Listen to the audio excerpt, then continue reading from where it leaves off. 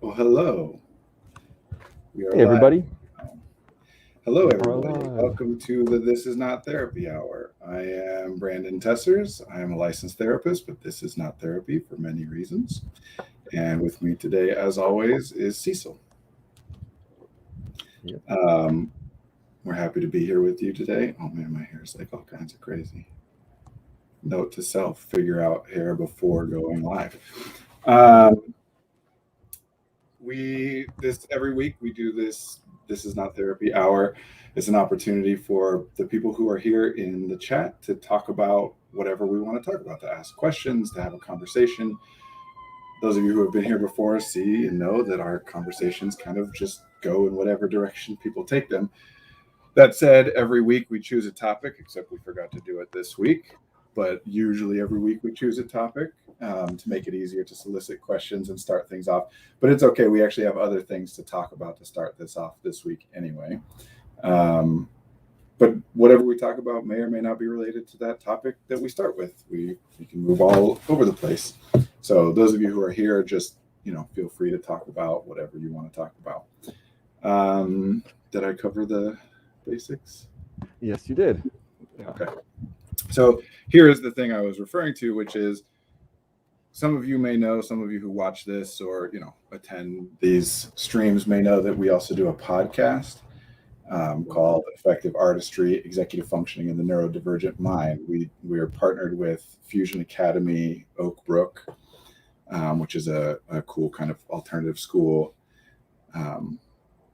that we have a relationship with. And Mike Wang, who's the head of school at that campus, is the host.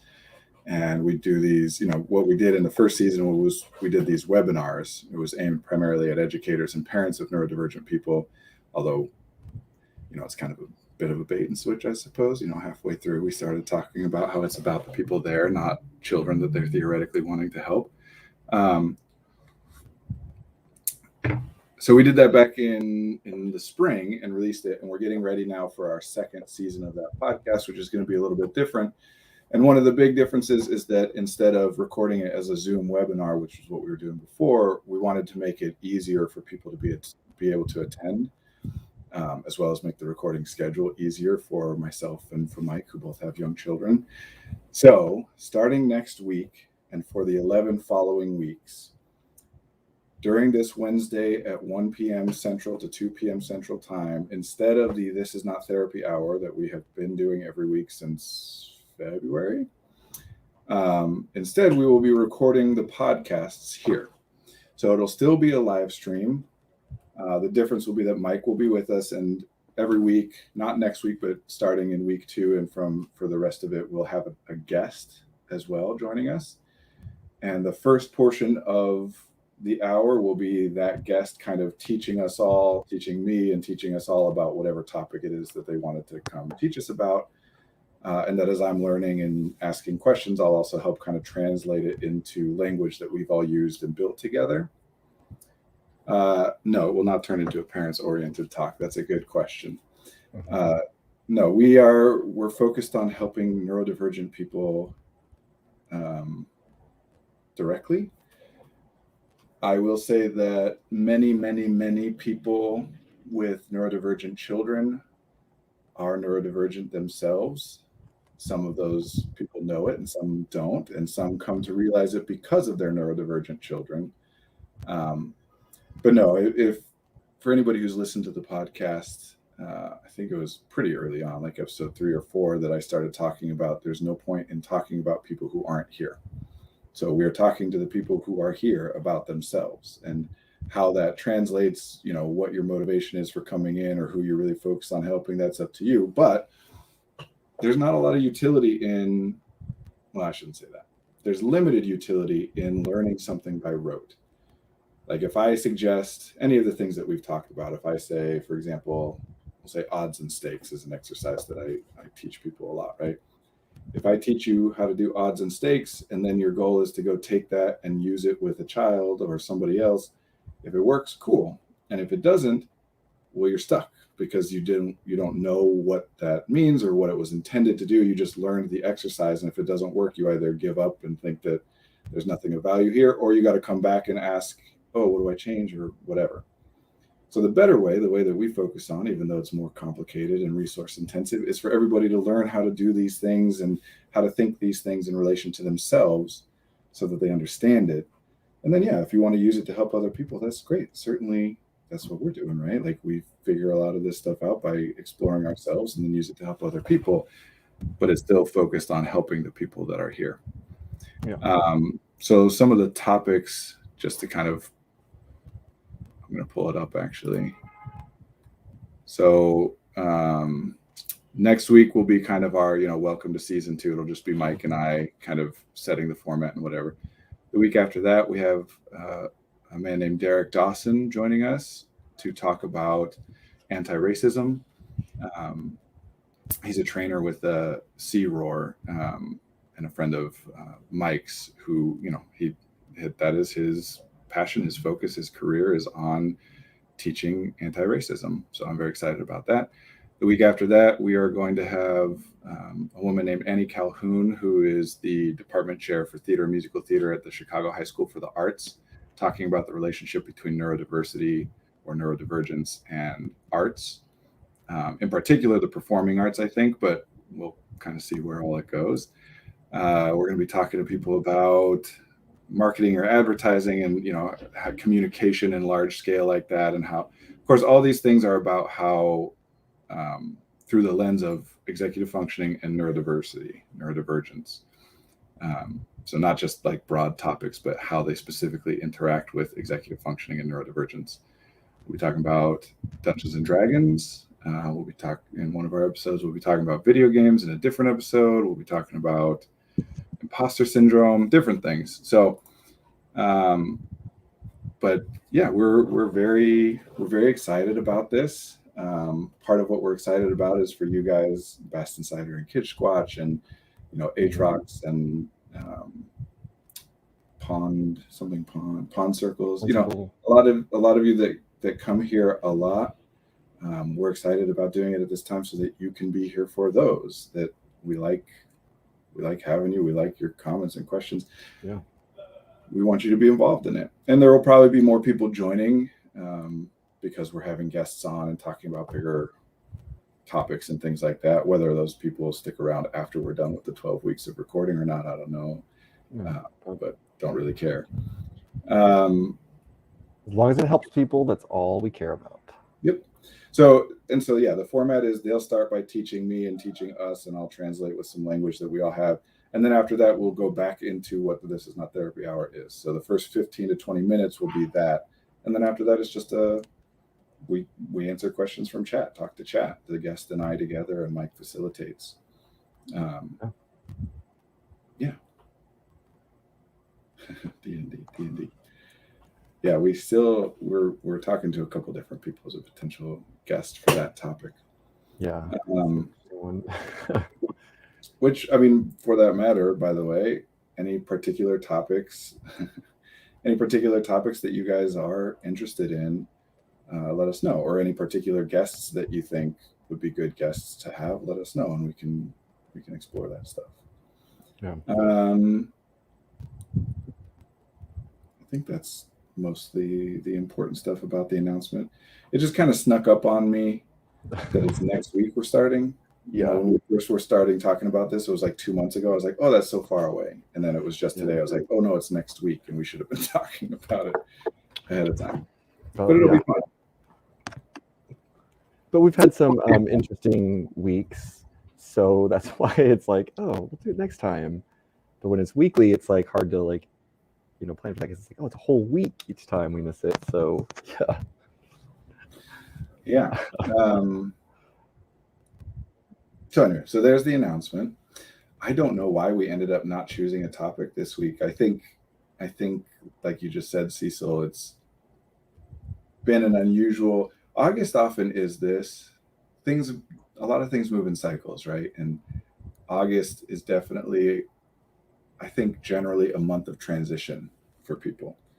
And there's some obvious, like, in the United States, and I'm sure in many other places, it's kids getting ready to go back to school. but also just it's kind of summer into fall and getting ready for the winter. Of course, there's other factors right now that are making this more of a transition time as well. As Yeah. we don't need to get into all that, I suppose, unless people want to. So yeah, it's kind of, August can be a very loosey goosey time for people, where it's like good things, bad things. It's not about value judgment, what's good and what's bad. It's just a kind of transition period. There's a book called August. I've never read it, but about, as far as I understand, the fact that nobody goes to therapy in August. I wrote those Best Insider. I wrote those names down to check out, because I know you've referred to, I think, Patrick Rothfuss. I'm going to say that wrong. I think you've referred to them before. So Patrick Rothfuss is a very famous author, and I would love to have him on our podcast, but I'm not very hopeful. I would also love to have Matt Mercer and Patrick Stewart. So I will ask all those people. yeah, um, surfing. Oh, okay. So, yeah, we didn't choose a topic this time. We've been a little more loosey-goosey. Things have been more up in the air. Yeah. I mean, there's always something to talk about. And like one thing I always want to talk about that we never had a chance to is just, not to make things too personal, but like I know we talk a lot about like identifying support and like what to do with that. And like, when something happens, you can kind of look back on it and say like, what could have, build up to it and all sorts of other fun stuff. And sometimes that feels like when we're talking, we are very theory and very like abstract and everything. But it's like, I always say this, I'm really proud of my little brother for a lot of reasons, but so he has this cool new job, and it's kind of like, it's awesome. So my little brother was, typical like, person, whatever, was in the military, and then he got out of the military, was trying to do stuff and just couldn't. Struggled a lot with stuff. Working as a pizza delivery person and a used car salesman, used cars person, and just struggling and working hard and everything. And my older brother and I just basically came together and said like, what can we do to support you? And like, when it was simple things of like, oh, just my older brother's good at a lot of things that I'm not. So he was able to get like the resume built up and stuff. And then I'm really great about nagging. So I was able to nag my little brother and get him on simply like a phone call with him. We walked through and we just talked about everything while I made him apply for jobs. And so he got his mind off of that and was able to just like submit these cover letters and resumes that my older brother had pumped out like nothing, because he was just able to do that.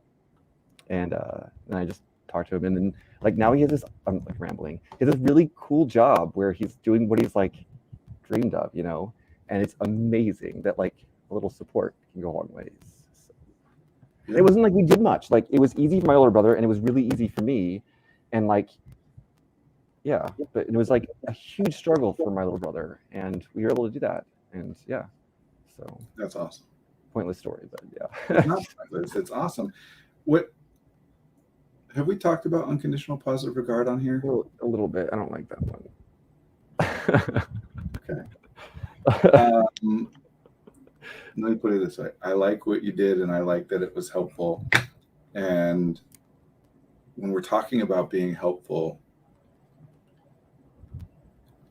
I look at things weirdly. Like that's basically a lot of what we do and talk about is like my like weird meaning unusual, not bad, like ways of systematizing things. So there's like certain like basic conditions that if you meet, you will be helpful. And you don't have to do anything more. There's other ways that can be even more helpful or whatever based on the specifics. But being there for your brother, talking with him about whatever he wanted to talk about, whether it was related to the job search or not, because at different times he needs different things and he's the only one who knows.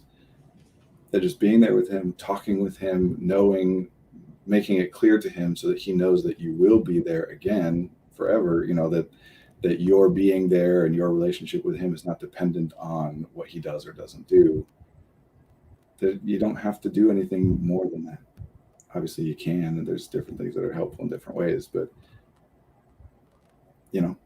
that's I don't know, Best Insider, there you go. Can I hire you as my brother?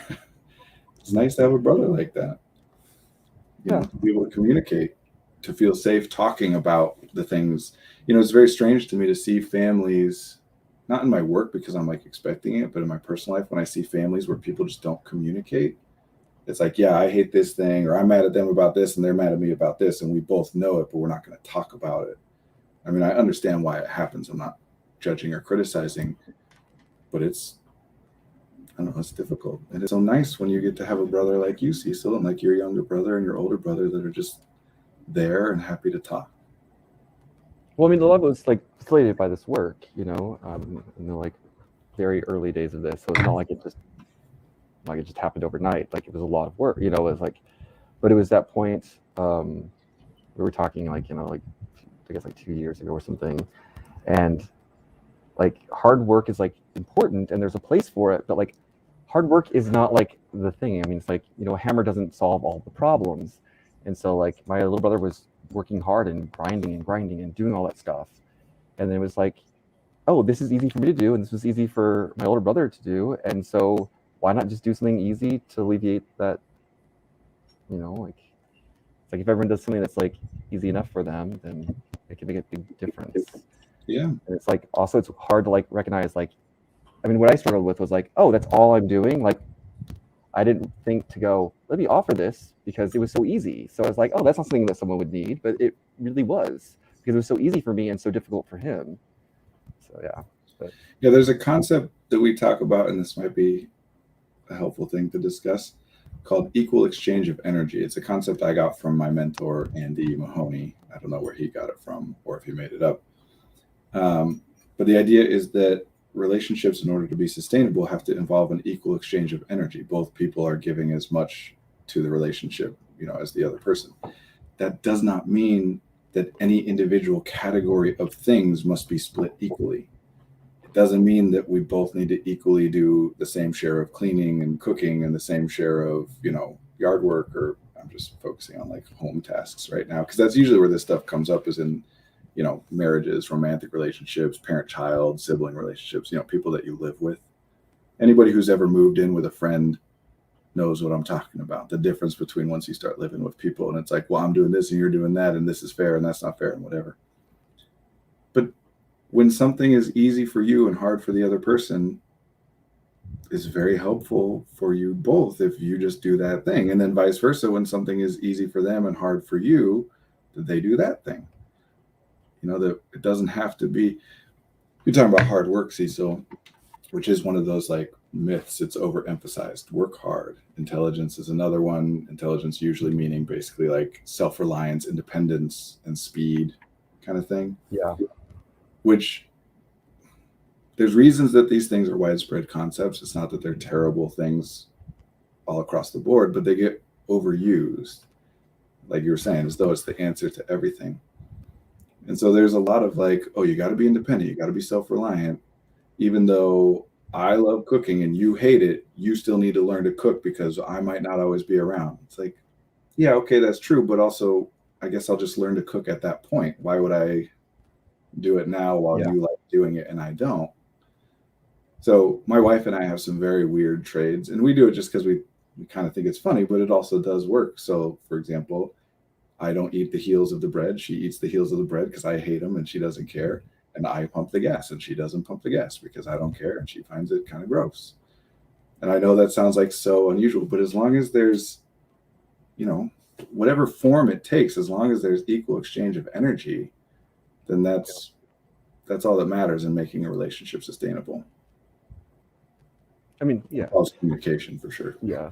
Communications was one that is very difficult, especially for someone like me, but it's also kind of phenomenal, like, and incredible when you do that. I mean, we've been working together for a long time, and I obviously hear this stuff from Brandon a lot. We talk about it, it's in our work and everything else, but it takes a while for me to process and like, do these things. But like be able to like learn to communicate in a clearer way, which is a terrible way of putting it, more articulate, but I don't feel like articulate is the right word for it, because it's not necessarily am I being articulate in my own way, but it's like, am I able to express that I want to communicate and like sit there with someone else in that mess of it and say, hey, I'm trying to communicate here and it's gonna be really messy, so I need you to like hold that space for me to be able to like go through that mess. It's very awkward and it's difficult and everything, but it's also kind of cool. Yeah. Well, I mean, actually, I've been thinking a lot this week about, like, I mean, I always think a lot about language, but partly what you're talking about, Cecil, where you're looking for a word like articulate, but not exactly articulate, is just that I think we've talked about before, language serves two purposes, the way that we talk about language. One is internal, one's external. So one is that it allows you to compress more and more and more complicated data into more and more efficient packages by having more words, and language, again, is not just words, it's any connection, any meaning that you create between a thing that does not inherently have a connection to a thing and whatever thing you connect it to, like a word to the concept that that word relates to. There's no inherent connection, we just connect it. So so that's internal. And then externally, it's about us being on the same page, right? That if I say a word or if I do some method of communication, whatever that is, that theoretically, if the more you and I share a language, the more likely that you and I will be on the same page. But those things combine too. So the more we develop a language together, both the more that we're going to be on the same page and the more complex ideas we will be able to get into, because we're making more and more complicated things and packaging it into smaller and smaller, more efficient packages. So like, for example, well, we'll go with one that I talk about with my son all the time because he's obsessed with it: good and evil. My 5-year-old, this is just a funny story, but the other day my 5-year-old said, Dad, how come countries don't fight each other in real life? Because I always tell him, when he's watching Star Wars or whatever, I'm like, the fighting can be fun and cool in shows and movies, but in real life, we don't like fighting, right? It's not good. So he said, why don't countries fight in real life? And I was like, well, they do. We call it war. And he was like, well, why do countries fight in real life? And I was like, well, there's different reasons and it's complicated, but a lot of the time it's just about one country wants something that the other country has, or they both want the same thing and they're fighting over it. And he goes, that seems like a bad choice. I was like, yeah. He's like, that seems like about the worst choice you could make. And I was like, yeah, many people would agree with you in talking about war. So it was a fun story, cute story, but it's also about like, as you develop more language, you can get into more and more, language is abstract, more abstract concepts. And so, yes, I can sit and talk with my 5-year-old about war and good and evil and whatever. So there's a reason that communicating, and specifically that communicating within relationships that are ongoing, it is intrinsically valuable. It's not just a nice thing that some people like and some people don't like. It is intrinsically valuable, because the more we share a language, the more that you and I can continue to develop things that were beyond our capability of understanding or interacting with, enter into our capability as we develop language together, as we combine our resources. Oot and cutie. Sorry, I just saw that. There's a lot of good comments. I feel like we're not like engaging with them as much, but I'm like reading them and like going through. And like I know like we talked about communication in the past and like and support. I mean, we talk about it all the time, but it's like it's so easy for us to sit here and say like, oh yeah, you're starting with this. Well, here's this try to do, and like we have these caveats. Brandon does. Now I'm just gonna ride your coattails here, Brandon. It's hard. It's not easy. It's not comfortable. It's not pleasant. And again, those sound like easier words to say than they are, but like, or easier. They don't feel like they describe accurately the struggles of communicating. But it's like, I mean, kind of amazing and worth it. So I just like want to like say that because yeah, people like it's rough, but it's rough anyway. So why not try and guilt people into trying to communicate? But yeah, well, I'm also in a really good mood too, so like that helps. Well, I mean, that's kind of the goal, right? as we do things, it's about utility, and primarily utility is, does it enable me to get more of what I want and less of what I don't want? That's what we care about consciously. And I'll say too that, yeah, it is uncomfortable. But, okay, so language, right?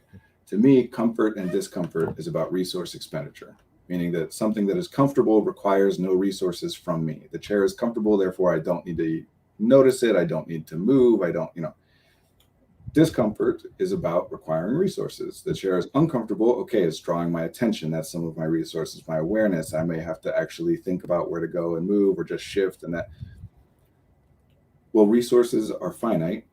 We don't like to spend them. The brain, we talk about this a lot, right? The brain is a cognitive miser, but it's going to spend them. Discomfort is not something that you can choose to not experience. It's just about which things get your resources, which things are uncomfortable. So yeah, we can say that this work is uncomfortable, and it absolutely is. It is difficult to check in on things that you consider resolved and explore them and spend resources on them. But what other things would the resources be going to instead otherwise? And that's where the hard work myth comes in a lot, is spend more of your resources on a thing and then surely you'll get it. Which is not that it's not, obviously there's a correlation between the more resources you spend on a thing, the more ability you have to influence that thing or acquire or, modify whatever. But there's more to it than just spend resources. Yeah. Better and worse ways to do. So for example, we talk about myelination, neurons that fire together, wire together. The only way to learn a thing is to do the thing. Of course, there are exceptions to that because, for example, the brain doesn't really know the difference between observing someone do a thing and doing a thing. So you get better at playing tennis by watching people play tennis. This, I think, is a big part of what live streaming is about. That as you watch pro players play a game, you get better at the game. But fundamentally, it has to experience the thing, right, to get better. But there are all kinds of variables that will determine how quickly you acquire and develop skill, how you cap out, how you utilize, where you start. Some of that is internal, some of it's external. So now I'm getting into all kinds of language. No, but I think this, Kitchquartz asked, so what do you mean it's hard? And this is what it is. It's this is the hard part, is learning to communicate. It's because we feel like we do that already. We're oh yeah, I talk, I say these things, but we don't really reconsider it. I mean, Nietzsche talks a lot about reevaluating, the reevaluation of essentially everything, because we just assume so much and we go, oh, my experiences are everyone else's. It's universal, but that's hardly inaccurate. And we always like to think, oh, that everyone else innately or intuitively knows about us. That's why we connect with people, because we're intuitive that way. But the reality is, it's just we happen to have a similar concept of an idea, of a word or whatever.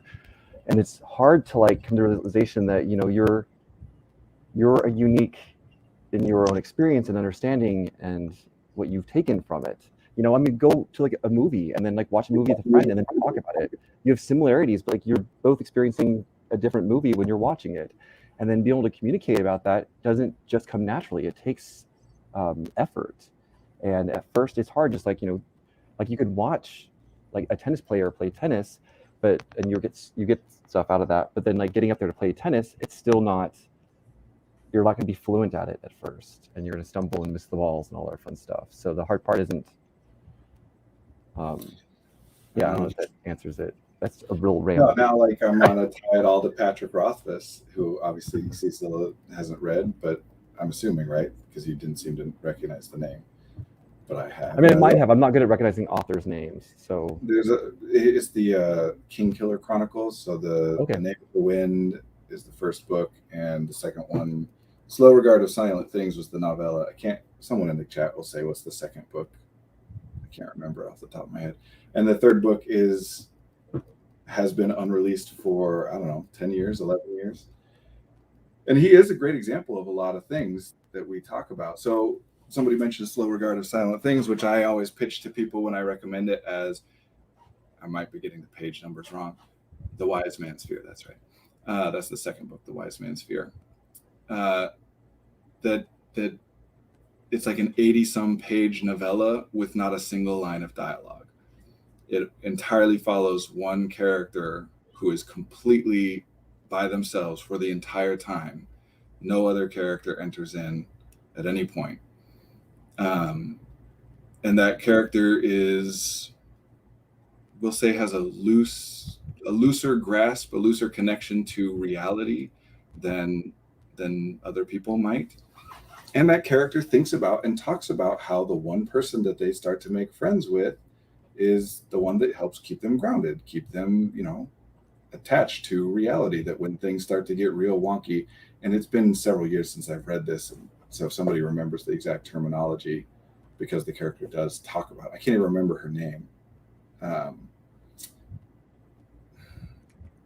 Yeah, someone will put it in chat, I'm sure.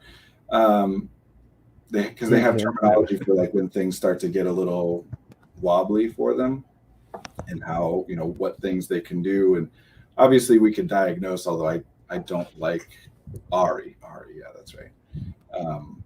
AURI. I don't like diagnosing real people very much unless it's helpful. I definitely don't like diagnosing fictional characters, but they do things, they have, symptoms of, they do things that we would consider to be symptoms of OCD or symptoms of anxiety or panic disorder, things like that. And now I just want to talk about the slow regard of silent things, because there's a lot in there. And a lot of it, Patrick Rothfuss is pretty clear about the fact that he, part of the reason that he hasn't put out the third book is because he's struggling with his own mental health. I don't like that phrase either, but yeah, I could be wrong about this, so please correct me if I am, but I believe that he has publicly talked about depression and how it interferes with his ability to, finish and release the book. Recently diagnosed with ADHD. Oh, that does not surprise me at all. Not at all. I keep saying one of these days we'll have our chats about like my theories about neurodivergence and intelligence and creativity and sci-fi and fantasy, but some other time.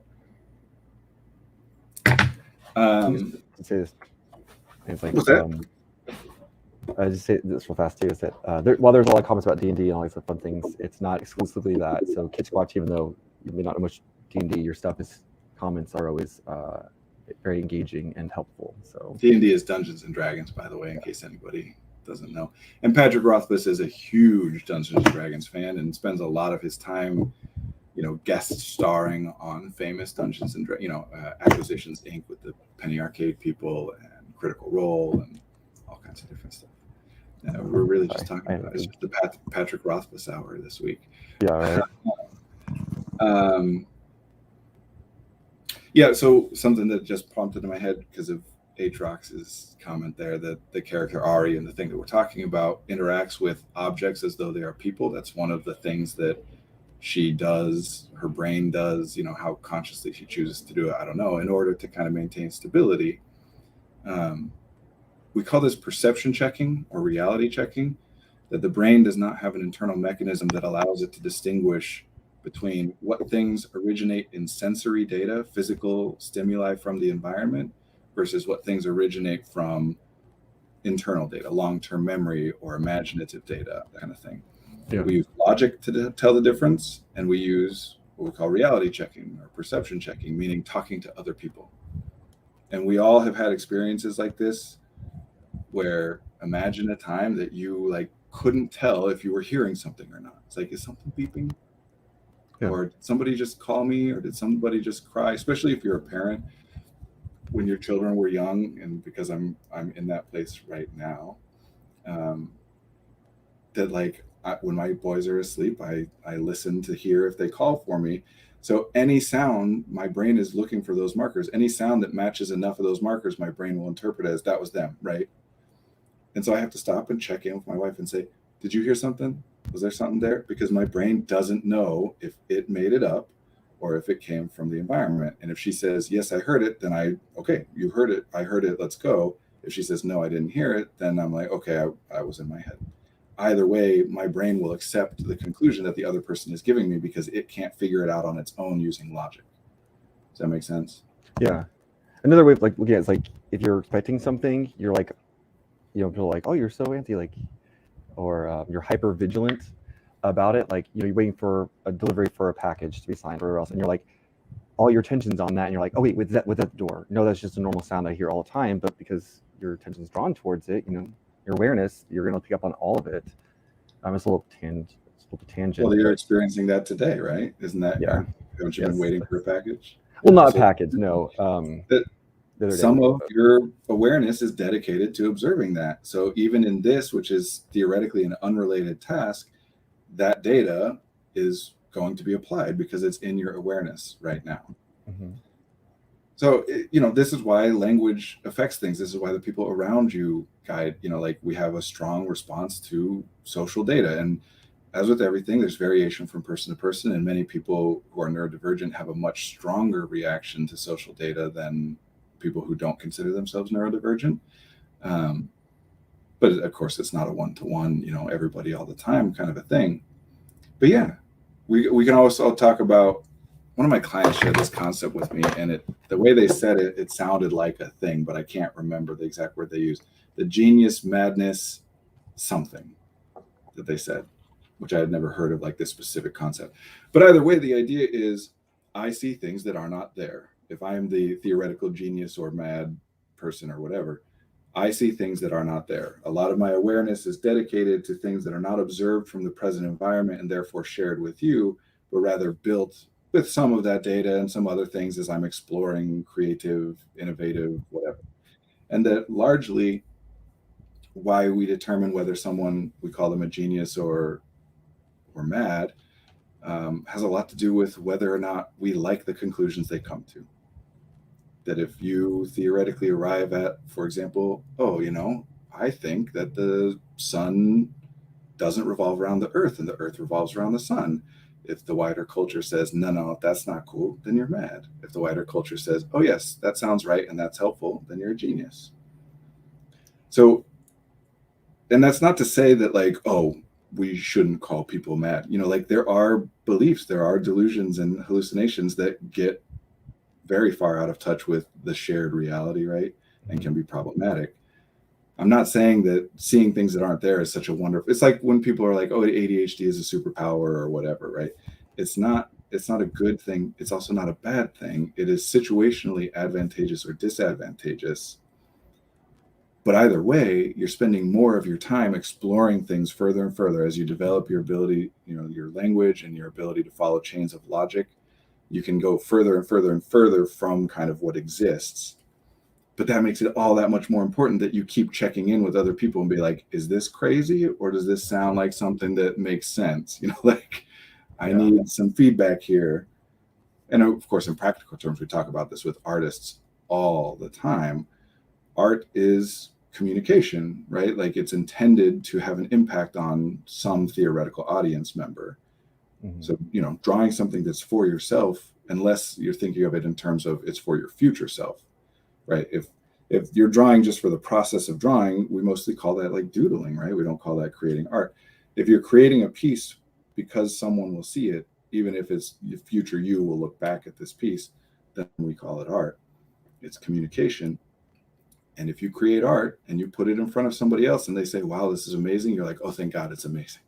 And if they say, wow, this is terrible, you're like, damn it, it's terrible. Because you don't know. Because we need that perception checking, that reality checking to see. And Ari is a great example of a character who doesn't engage in that. And so in some ways gets further and further from that kind of shared reality. And it's part of why, and I can't even remember the protagonist of the King Killer Chronicles name right now, but part of why he is such, which by the way, unconditional positive regard on his part too, when he interacts with Ari.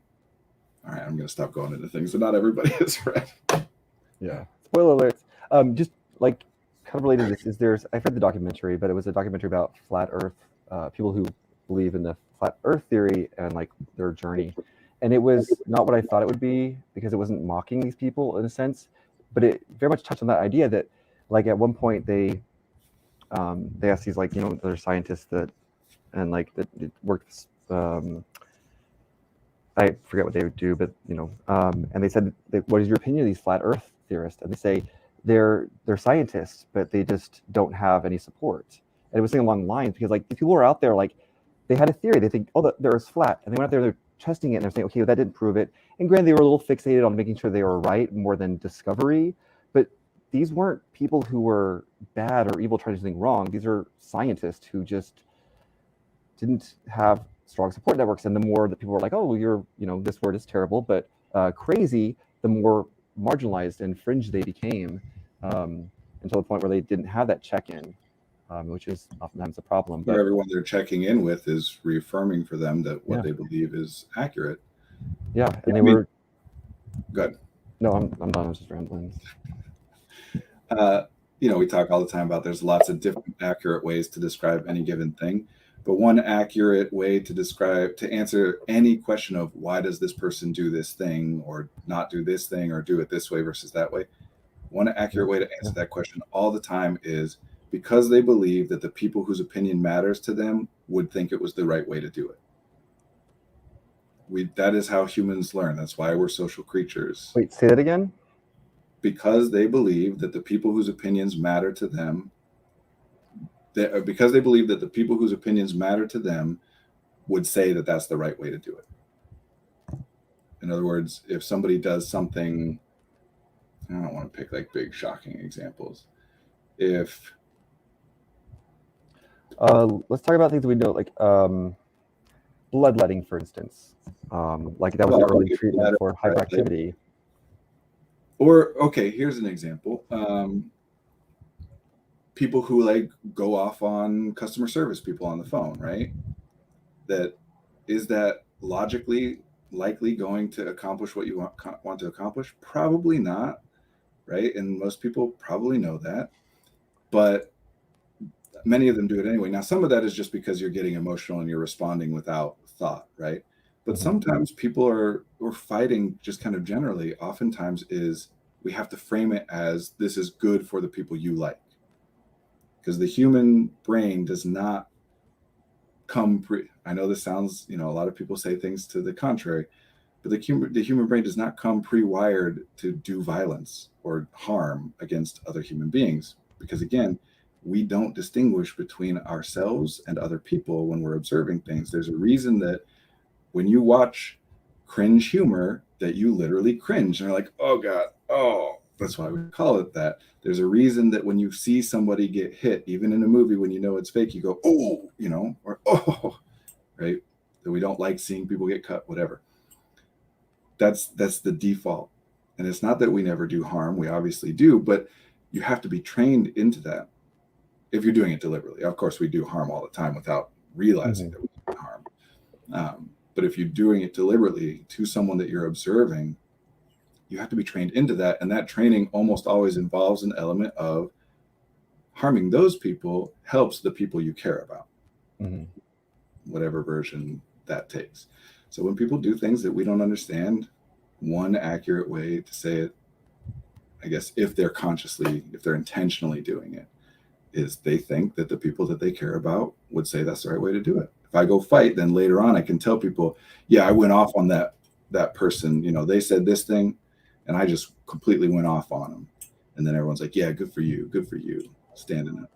And by the way, most people are probably imagining that I'm talking about people that they disagree with, that it's the other people, not people like me that do that kind of stuff. But I promise you that people who agree with you do that stuff too. That we encourage people all the time. Don't be a coward. Don't be a coward. Step up. Fight. It's almost as if we're all people. And that we're all living in our own experiences and doing the things that we think are best and doing the things that we think are right. And because of people we have around us or the lack of people we have around us, we are just going to keep doing it until we have something brought to our awareness to change that. I mean, I think just like my parents, like all parents are they're not heroes and they're not villains. They're people who were trying to do the best they could. And for the good or the bad, their goal was never they weren't there just to make my life terrible or make my life perfect. They were humans doing human things. Yeah, of course.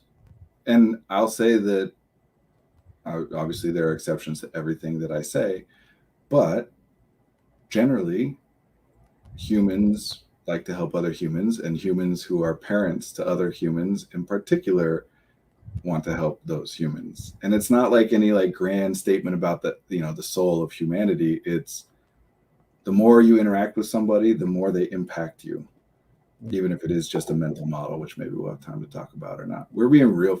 This is good. I think it's like get real philosophical the week before the podcast when we're going to be more like focused and practical, you know? I mean, altruism is also a genetic, is advantageous genetically because like that's a whole thing to itself. Right. Well, that's what I'm saying is if you have a baby around and it's crying, like that impacts you, you know? And so, yes, there is an intrinsic desire to do things for it. But, you know, leaving all that specifics aside, generally speaking, parents want good things for their kids. It's like you were saying about whoever said that the flat earthers are scientists. Logic is not about arriving at correct conclusions. Logic is just, let me take the premise I have and extend it out into a conclusion. So good logic means, does your conclusion follow from your premise in a way that you can explain to other people? Now, if it's reasonable, usually that also means it is useful to act as though other people would agree with that conclusion. But logic itself just means, can you explain how you got to your conclusion from your premise? And if your premise is, you know, I don't know, that heaven and hell exist and that certain actions will take you one way or the other, then it is a very logical conclusion to say it's important to me to make sure that the people I care about do the things the right way, even if they don't want to. And it's particularly difficult in parenting because we do actually have to do things for children or get children to do things that they don't want to do because they don't have the data and the experience to understand the consequences of what they do or don't do. Yeah. So is my mic better, by the way? Sorry. I checked it and changed the setting. It's still a little like poppy or clicky, but. Oh, I'm also, the thing I'm playing with is not a great thing. Sorry, let me get their fidget. That's probably my fidget there. That, you know, Bass Insider says she wants to make a joke about, or they make a joke about all parents are the worst. In our culture, and when I say our culture, I'm talking about American culture because that's the one that I know, although I think a lot of it is broadly like Western culture. In our culture, a lot of parenting is based around the paradigm of control. Control meaning, can you make another person do what you think they should do, regardless of any other variables, right? So people talk a lot about, I deal with this with people all the time, parents of clients all the time, where they're like, you know, I know it's a normal teenage thing to say, I hate you and I don't want to be. It's like, yeah, it's normal in the sense that it's common. It's not normal in the sense that it is biologically mandated, right? Like there's nothing about the brain and the body of being a teenager that makes it so that you must say that you hate your parents.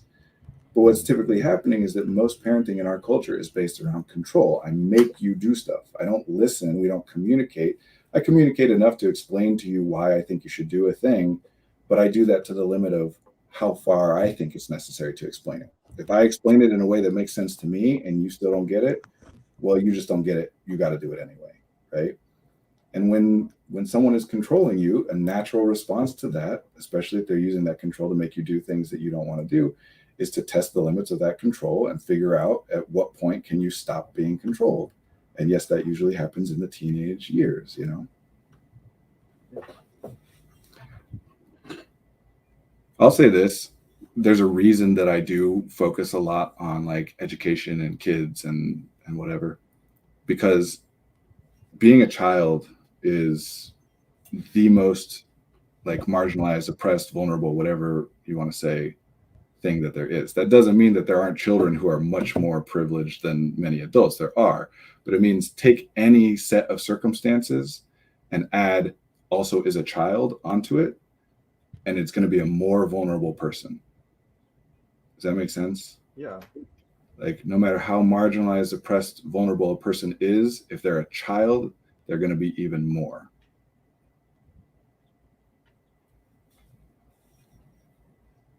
Does that make sense? I want to be clear that I'm not saying all children are more vulnerable or marginalized than all adults. Cecil, say your questions. You have something. I was thinking about a lot of things. I'm also distracted by the sound of the thing in my mic, and I want to get up and move things so that like maybe it's the fan. So I'm like, Switching the mic, actually, it's still popping a little on my end. So I don't know if it's the mic. I'd say just switch back to the other mic and we'll deal with it for the rest of it. And then we can figure it out later. Yeah. And of course, there's good reason for that because, children don't have the same information. They don't have the same capabilities. They don't have the same experience. Like their brains and bodies are still developing. So of course they have less control. But I mean, you want to find a debate, take a group of people that agrees on like everything, and you will still get debate if you ask the question of at what point should children be in charge of making the decisions about themselves. And of course there's a lot of like variability to that, but like how old does a child have to be, for example, that if they say I want a tattoo, that you say, okay, it's your choice. Because even the most like laissez-faire, kind of like permissive, let's listen to children and support them in doing what they want to do, people are still probably going to say, like, if a 2-year-old says they want a tattoo, don't take them to the tattoo parlor, Yeah. Anyway, we're going all over the place today. Yeah. I mean, it's good though, because like this is kind of what we want to do. Anymore. Part of it too, in psychology, obviously, there's a lot of talk. Children don't see danger. That's an interesting. But there's a lot of focus on childhood, right? Formative experiences. You can still talk with them about it and come to an agreement rather than just saying no. Yes, absolutely. Under ideal circumstances, you don't always have that time, right? Like sometimes, and believe me, I'm with you. Like I just told you about how I'm talking about war with my child. Like if my wife and I are arguing about something and our arguments are a little bit different than I think what most people would probably imagine, and the kids come in the room, we don't stop or say we need some privacy or whatever. Like we're being human and they're human and they can observe that and whatever. So yeah, I'm very much in that way. But if my kid's about to run into the street, I will yell to stop them. And I know that it will work because yelling scares them. And I know that that damages the relationship because that's what yelling does. It alerts us, right? Like it's a sign of danger, either from the source of the yelling or that the person yelling is alerting us too. It kind of shuts down your nervous system in a sense. It's not a fun or pleasant experience. It's not a happy thing. And it's not going to be something that our relationship is stronger afterwards. But when they're about to run in the street and I'm too far away to do anything else, I'm going to yell. Yeah, people don't listen to kids nearly enough. I definitely agree with that. But I think part of the problem with this conversation is that we're not acknowledging the actual points that the other side of this debate is making. That there are reasonable questions about, that we can say all we want about, like, talk and listen and work through things, but there are realities of, okay, but what about when I can't? And if we don't address that, then people on the other side, it's very easy to dismiss and say, well, okay, you're acting like you talk through everything with your kids. Like, no, we have to acknowledge you don't. But we try to get as close as we can because it's better. So you spend your resources how you spend them. But the more you can do that, the better the outcome will be. It's also assuming that like in this communication, there's like, it seems there's a misunderstanding or like a use of language that wrong or in a different way. Because people are like, oh yeah, tell your kids what to do and you like talk through everything with them. It's like, it's not necessarily always just talking through them. It's that communication of engaging with them, because communication is not just a simple like, oh, I tell you what to do and then you go do it. It's a responsive thing. It's like let's say example, like you say something to your kid and then they respond and then you say like what hit, what didn't. And maybe that's not true for children, but like I have a lot of experience with dogs, but that's what you do when you're engaging. No, it is. I mean, the more that you have experiences with someone, the more that a child has experiences with someone that result in good things, the more they feel safe and trust that person, whatever words you want to use. And the other way. But the flip side, you mentioned earlier, Cecil, about we assume that everyone's experiences are the same as ours unless we have another way of saying that is that the brain just assumes that it knows everything it needs to know about everything until it's given reason to understand that it doesn't, and therefore it's worth learning a thing. Well, so the flip side of we assume other people share our experiences, and therefore sometimes we generalize or don't listen well or whatever. There's a reason that young children do what they're told kind of as a general default, that we have to teach them things like don't listen to strangers, because the default for a young child is like, this person's telling me to do a thing, I'm going to do it, because they have not been given enough reason at that point to believe that other people's experiences are different than theirs. So if somebody says do this and it will work out, it's like, well, of course, why would anybody tell me to do anything that wouldn't work out well? Like, I'm the same as them. But especially for neurodivergent people, or just really people who are different from the norm or different from the adults around them in any way, whichever one is to one extent or another, every time they tell you to do something or make a suggestion and you do it and it doesn't work, it damages that relationship. It makes it clear to you, there is some information that I don't have access to here. We are not exactly the same, and I better figure out the difference between us so that I know which of the things you're telling me to do might hurt me and which might help me and which might not do either. And so it's not again, none of these things are good things or bad things. They're just what happens. And we gotta, going back to your brother where we started this, Cecil, here's one of the most powerful things you can do if you're trying to help somebody is separate acknowledging the reality of a thing from whether or not you like the thing, want to or can do anything about the thing, think it's a good thing or a bad thing, whatever. That when your brother is saying like, I'm struggling to get myself to apply for jobs, then we say, okay, yeah, you're struggling to apply for jobs. We don't say, no, you're doing great. You're doing great. We don't say like, oh, you'll be fine. Like you'll figure it out. We just say you're struggling to apply for jobs. You want to be doing this thing and you're not doing it. It's not a judgment. It's not shame on you. It's just, yeah. Because if we don't, the flip side of reality checking is if I'm in my head being like, I cannot get myself to apply for jobs. And then I say that to somebody and they're like, no, you're doing fine. It's like, okay, well, what am I missing? Where am I wrong? Because it seems like I'm struggling to do this thing. Or especially back to kids, when they accurately note, like, hey, the climate's kind of screwed, right? Like we're all in trouble. And adults will say things like, don't worry about, like we don't want them to stress out, whatever. No, they're worried about it. They didn't bring it up out of nowhere. They are already thinking it. So if you say, no, it's fine, don't worry about it, people will handle it, all you're really telling them is, they're going to come away being like, what's wrong with what I'm seeing? Why is it not valid? As opposed to we just say, yep, that's true. There are people working on it and we can get as much into the complexity as is helpful to you. And there are things that you could do or not do, both right now and over, how impactful those things are and theoretically over the course of your life or whatever. And you don't have to do any of those things. It doesn't make you obligated, et cetera, et cetera. That's the unconditional positive regard. Let's just acknowledge what is there without being scared of it. A very common, we got to wrap up in a minute here, but very common way this comes up in conversation is talking about suicidal ideation, where many people, including even, mental health professionals, will be afraid to bring it up because they're worried about implanting the idea in somebody's head. Well, if I say it, maybe they'll think about it or what. No, either they're already experiencing it, in which case bringing it up shows, hey, we can talk about it. It's not a scary and terrible thing to discuss. Or they're not thinking about it, in which case when you bring it up, that's not going to be the tipping point.